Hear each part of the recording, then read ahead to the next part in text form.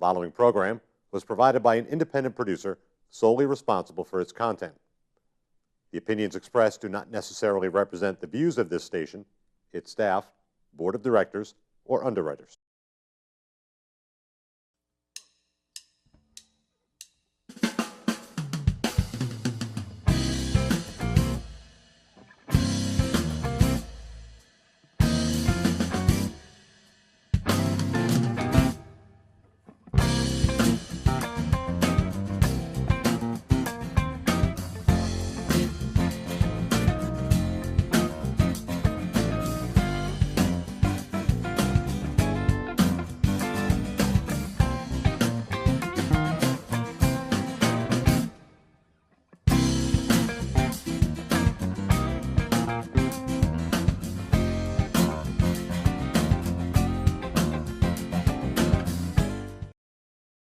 Welcome to Gate City Chronicles. I'm Kevin Avard, your host, and today we have a couple of special guests. We have Jim West, yeah. Jim West, and Gary Sanchez from Maximum Lacrosse, or is it Maximum Lacrosse or Max LAX? It's Maximum Lacrosse, but we sort of term ourselves Max LAX short. It's easier to remember. It's easier for the girls. It's easier for people to identify with. Right, and you coach the girls' teams, Yep. right? That's all we have. And you've been coaching for a while, and you both used to coach on separate teams at one point? Yeah, we both coached for different youth programs in the state, and that's kind of how we got together. We had some games together against each other, actually some pretty heated battles over the years, and that's how we kind of came to be. Right. And now, lacrosse is a growing sport, isn't it? Fastest growing sport in the nation. Yep. In the nation. Yep. Right, it's the new soccer, if you will. Yep. Yeah, it is. Right. It really is. Now, you coach the girls' teams. What ages? I've coached youth all the way through high school. Yeah, both of us Girls, have yeah. pretty much everything from U9 through high school. From U9. Wow, interesting. So, do you also umpire? Are you? Yeah, ref? we're both rated officials as well. with Rated the officials. NHIA, yeah. Yeah, in fact, we started officiating because we had coached for over a decade apiece each, and we wanted to see sort of a different perspective on the game, so we started reffing so that we could gain an experience from all aspects of the game. So we started reffing just to get a different perspective on how it is, and it's definitely a different perspective. Is it? Yeah. Yeah. So you're right into the thick of it. You see what the checks, the moves, everything. So how did you guys come together? How did this work? How did this work out?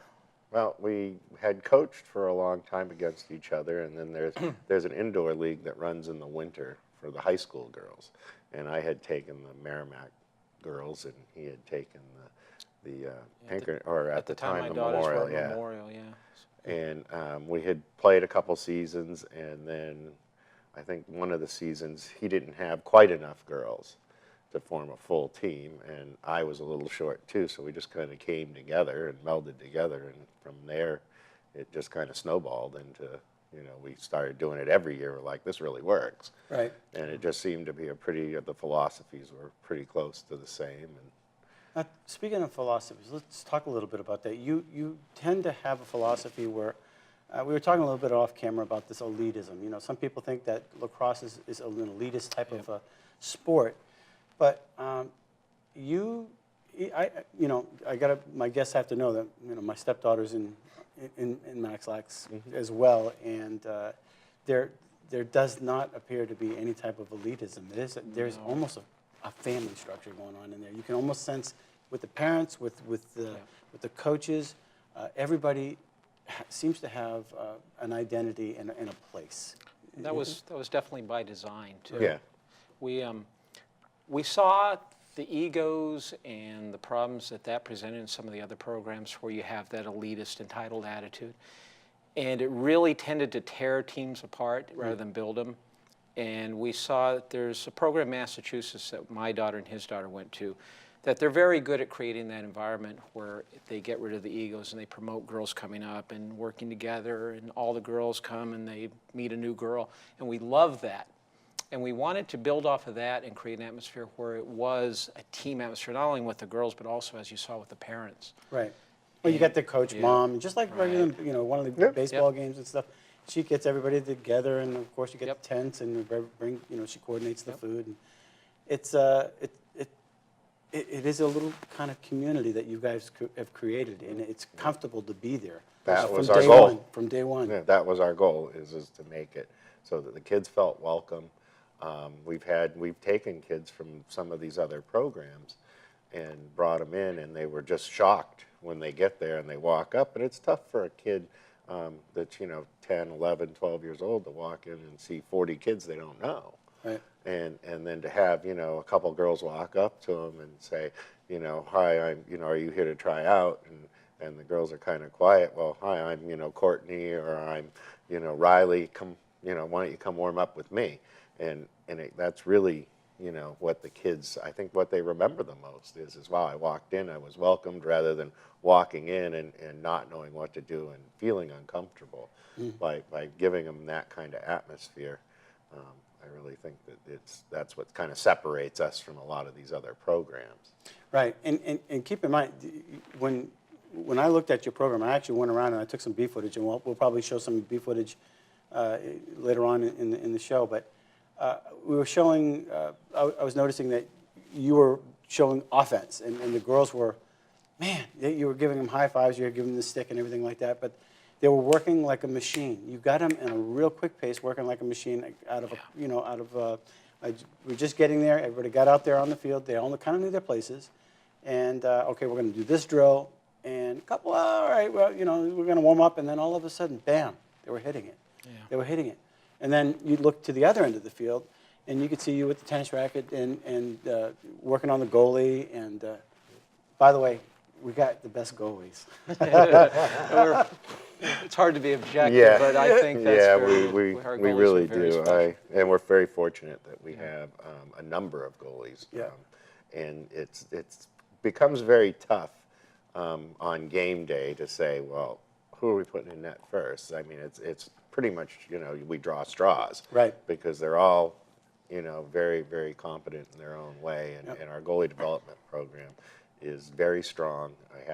We have kids that have been waiting to get into it, and I've been able to add one more, but I can't, we can only go so many at a time because there's only so many teams to put them on. Now, as a parent, I'm sitting on the sideline. I'm one of the loudmouthers. I had to actually confess it, right? Go, no shit, that kind of thing. I really I'm working on it. So it's all right. Anyway, there are other guys talking too, so I'm not gonna point them out. But one of the things that you could hear the other parents saying, or the other coaches yelling, in the Amherst, what do you call it? Tournament. Yeah. They're playing a zone. They're playing a zone. Now, how unusual is it for you to teach girls to play a zone at this early stage in their lacrosse years? Well, one thing that's interesting is that when we first started playing the zone, there were people that thought it was illegal to play a zone. And we studied lacrosse for a number of years, and we've been studying the college game. And every single college, even Syracuse, which fought playing a zone for the longest time, is playing a zone now. So every major team in women's lacrosse at the collegiate level is playing a zones, and we had always, I played a zone, and I played a slide and recover defense that was similar too. So pretty much day one when I started coaching. Now, how hard is that to teach zone? Easy. Well, in the beginning, it was tough because you have to adapt the zone to the rules. The girls' game's a lot different than the boys' game, so you do have to adapt to the rules. Mm-hmm. But once I figured out how to make it work, I think it's easier to teach if the girls haven't been taught a man-to-man for so long. That's the hard part now, is it's breaking that habit of pick a number. Which is really the neat thing. It's like Twixt. I don't know if you ever played that game Twixt. Mm-hmm. Yep. That's what the zone reminds me of. And when you were playing the Giants, and I called them the Giants because some of those girls, I don't know, they were honestly, huge, they had twice our mustaches. size. Yeah, I know. They were. I wonder if they were age appropriate. But. Yeah, well, there was one as tall as you. And it was, anyway, bottom line, they didn't win, but they came close. And they were playing the zone. It was a tough game. You could see how fast they were. I mean, they were like gazelles. But one of the things that slowed them up was the zone.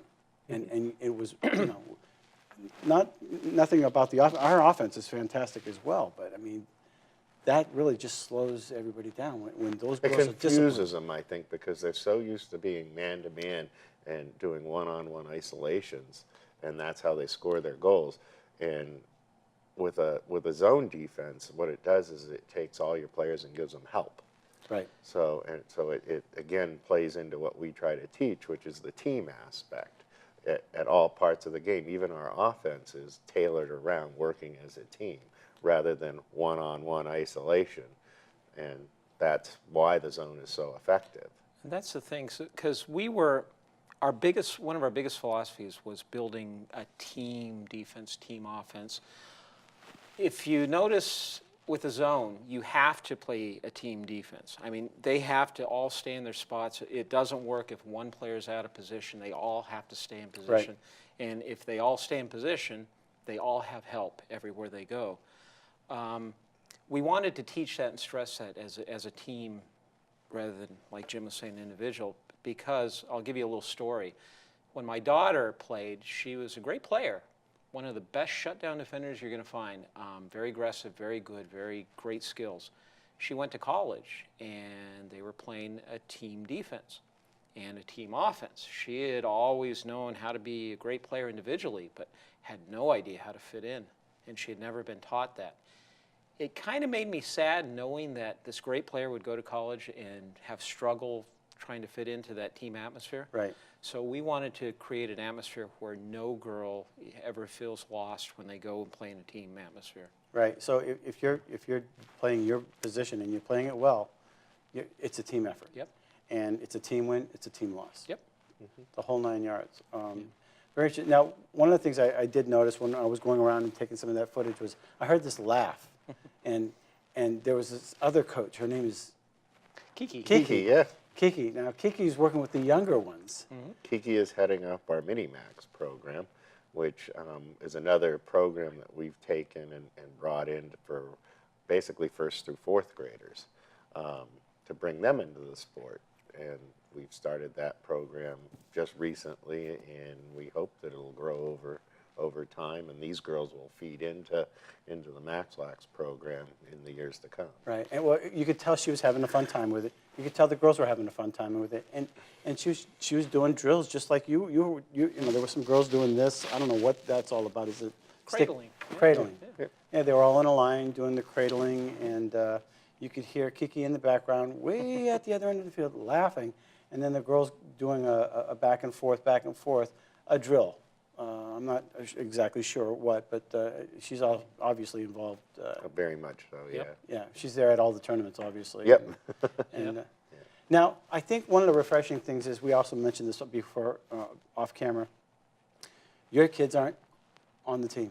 Oh, we have no kids on the team. And we never, one of the problems that we'd found when you have a kid on a team or you set up a program to promote your kid is that there's an agenda there. And there's always some sort of hidden agenda, whether it's to get your kid promoted, get your kid stats, get your kid recruited, get your kid looking good. There's always some sort of agenda, and we wanted to make sure that we never had that. It's strictly about lacrosse, strictly about the team, strictly about coaching. Right, and you know, other parents can see that, whether it's baseball, basketball. Oh, yeah. Yeah, they're sitting there Any thinking, sport. It really puts a sour, and I think that hurt baseball, because baseball seems to be struggling these days. Yep. Yeah. And you know, you hear the chatter. They own the field, they own this, and that takes away from the fun of the sport. It does. And when it becomes all about the coach or all about their son, it's time for something else. Yeah. And that was very refreshing when we found out that wasn't part of this.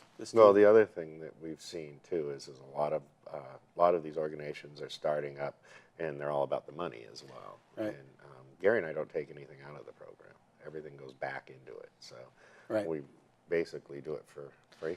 Yeah, we didn't want to take anything out of the program until the program was self-sustaining, and we do this strictly because, well, first of all, we're nuts, and secondly, because we love the game of lacrosse. We always have. And I think that's part of the reason why Jim and I came together and we formed that bond, was because it's unusual to find somebody who is that dedicated to a game and loves a game that much that they're willing to put themselves out there at that point. Now, as far as equipment is concerned, one of the things that you automatically hear every time you go there, we got sticks. We got sticks. You got sticks. You got sticks for everybody. Oh, yeah. So if people are coming in with equipment that, geez, the ball keeps bouncing out of it, hey, well, try this stick. Yep. You've got all the equipment that they can find the tool that works for them. Just, We recommend to the parents, incoming parents, that if the kids are thinking of buying new sticks, we pretty much have all the top sticks, and we line them up on a fence, and the girl can try it and use it for a practice. If she likes it, then that's the one that she can go buy. And we basically came upon all these sticks because of our own daughters. Right. They, I got to have it, Dad. Yeah. Okay, there goes, out comes the wallet, and a couple hours later at the next practice, didn't like it. Right. So, okay, goes in the... It was the stick, Dad. It was a stick. Yeah.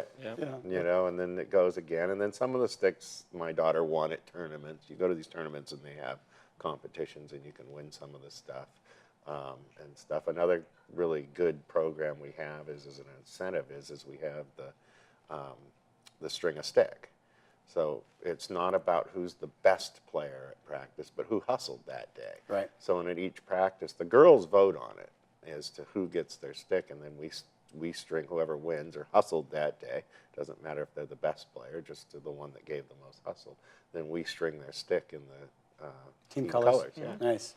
Very nice. So is there any more events coming up in the near future, or any more tournaments? Yeah, we have tournaments the end of the month in Epping. We have a tournament This October. this October, and 27th, then yep. we'll have another one in the first week of March, which that'll kind of end the season. I mean, we go year round. So we have our fall clinics, which we're in now, and then we'll take a break for the holidays, and then right after the holidays we go into our winter clinic, and we'll do our winter clinics through January and February into the first start of March. Where is that? Indoor somewhere? Indoors in Candia at the CYA Indoor Complex, and we go there, and then after that we have a small tournament at the end of the winter clinics, and then we kind of take a break for the NYLA season, which is the New Hampshire Youth Lacrosse Association, and we let the kids go play on their town teams, and this is where they can go and really show what they've learned. Since last season, all of a sudden they've gone from here to here, Right. because they've had the sticks in the hand and they've had the more advanced skills. It was Coach Corey, actually, that recommended your program, I think, and that's where Kylie was on. And she thought, well, some kids will show an interest. Some kids will just go to play. They just want to play, and they don't really want to. Which is fine. Yeah, exactly. But if you want to bring it up a little level and learn some more skills, and maybe have that to be your high school sport or something like that, this is the place to go. Yep. And you said money. I mean, some of these other organizations out there, they can cost you a big. We've written the checks. We know. Yeah, we know. Right. It's several $1,000s to play on a lot of these And that's teams. just the team fees. And but that's not MAX LAX. No. No. In fact, we have kids in MAX LAX, in fact, that if you can't afford it, this has always been kind of our motto, is you need to come see us, and we'll make it work. Right. Yeah. How about that's the type of sponsorships? program. How do you guys get sponsors? Do you have sponsors? We Do don't you have welcome sponsors. sponsors? To be honest with you, it's something that we've never really thought of. Oh, yeah, we did. We just figure we'll make a way, or at the worst case, he and I will split it. Right. So, But you would welcome sponsors if somebody. Yeah. If there was Oh, a business absolutely. out there, a bank or We something. definitely consider it. yeah, Right. we would. That's and how do people get in touch with you? What's your website? We have www.maxlaxnh.com, or you can get us 603-289-0789, which is my cell number. Contact me anytime, preferably not 3 a.m., but within reason. Right. Is there room for more people, or are you almost maxed out, if you will? Well, what the goal here is we kind of started young because we wanted to develop the players as we went, rather than start with high school age players, because we do plan on going through high school and bringing these girls through the recruiting process if they want to play, post high school lacrosse. There's a lot of opportunities out there, and people don't realize just, there's almost a place for everybody to play. That's how big the sport's growing and how fast it's growing. I think I was talking to one of the fathers the other day, and he said that his daughter, it wasn't Syracuse, but it was another place in New York, that the daughter got a scholarship, or Yeah, knew of a daughter that. I mean, my daughter just went through the recruiting process, she's down at Savannah College of Art and Design, and she's playing down there in Georgia. And she got emails, 3, 4 a week from startup programs. Right. And it was just amazing what's out there. And there's, like I said, there's a place I've been, we went and she practiced with different teams around here. And I wouldn't call her a superstar by any means, but she was a solid defender. And they plenty of schools looking to recruit her. Where do you tournament? I mean, is it just Massachusetts, or is it, where do your tournaments end up? It depends on age level. For the younger age level, most parents don't want to be going down to Virginia and Florida in the summer for the tournaments. Not the summer, no. And they don't want to be spending 3 days playing lacrosse at a tournament down in Virginia. So for younger age groups, we'll usually stay local tournaments, which are mostly Massachusetts, maybe Vermont, maybe Connecticut. New Hampshire as New well. Hampshire. And for the older group, once they get into high school, they kind of have to go beyond the bounds of the region to get seen by coaches in different regions. Right. So for the high school girls, we will go down to Virginia. We will go down to the New Philadelphia, Jersey. New Jersey, maybe even Florida. So those ones, they will be multiple day events, and they will be, a lot of travel involved. But You guys are busy. yes, you can say that. Our spouses are very, very accepting of the fact that we're going to be very busy in the summer. Well, better that than on the couch watching a game. Right? Well, that's kind of the way I put it too. Rather than my brother-in-laws, are off to Foxwoods and stuff. So rather than do that, I'll spend time with kids playing lacrosse. And what's better than investing in somebody? Yeah, for us, And, it's fun. it's great. Yeah. I mean, it's a really rewarding to see the girls go out there and do well. I'll close with this. One of the last tournaments that Kylie was in, I think she was playing the Giants. And I called them the Giants because they were on steroids or something. There's something in the water in Massachusetts. I don't know what it is. Anyway, she kind of got off the field, and she thought, man, I really stink. And she was playing these Giants, and you went over and you pointed out there, this is her first year doing this, and how well she played. And, she won a couple of face-offs with some of those monsters. And I'm calling these girls monsters, so whatever. But they were big. They were very large. And it was nice to see how that she went from that self-introspection to a little bit she was encouraged. And it made her feel a little bit more confident. Confidence is the key. That's the key. Yeah. It really is. So she can go out there and feel like, wow, I know the game. I know the game. I've had the coaching. So thank you very much for coming on the show. How did people get in touch with you again? www.maxlaxnh.com website, or 603-289-0789. And my name's Gary. Okay. Coaches, thanks for coming on Thank the you. show. Thanks for having us, Kevin. Well, that's it for now. Thank you for watching Gate City Chronicles. And we want to thank our sponsor, Aardvark Dean of Clean, the carpet cleaner in Nashua. You can reach him at 603-630-1743. And if you would like some more information about Gate City Chronicles or want to be a guest, contact me at gatecitychronicles@gmail.com. Until next week, thanks for watching.